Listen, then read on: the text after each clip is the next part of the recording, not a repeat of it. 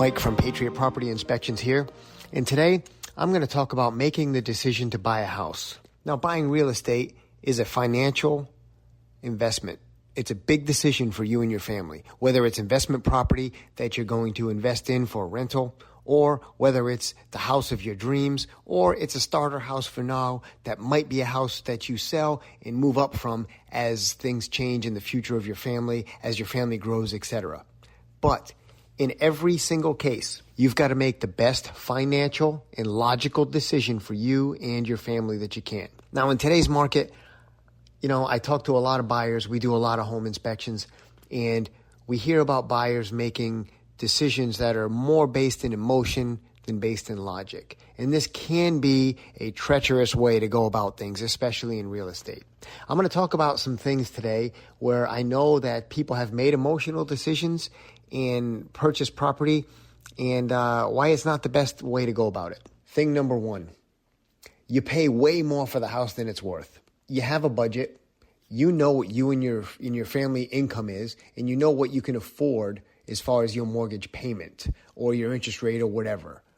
And you make offers on houses that fit that budget.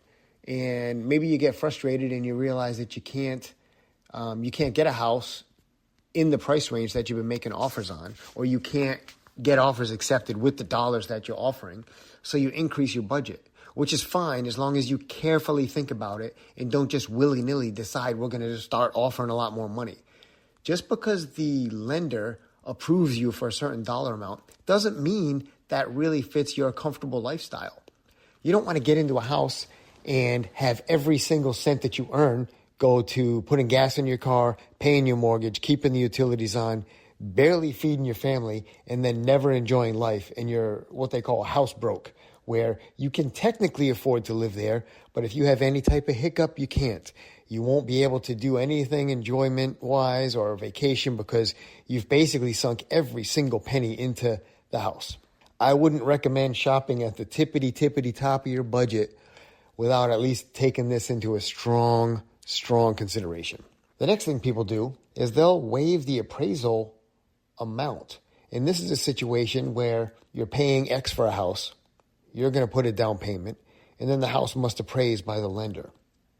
Sometimes the house doesn't appraise for what you offer, and folks can do a situation where they can waive the appraisal and basically personally guarantee to make up the gap.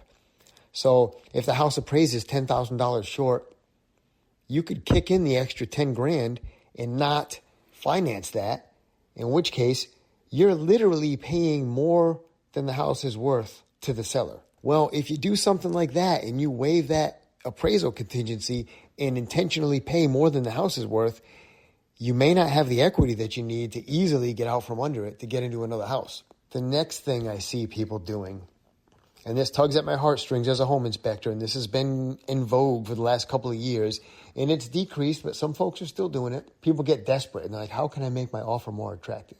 I know. I'll waive my home inspection. Now the seller knows, even though there's a bunch of stuff wrong with their house, the buyer's not going to find it.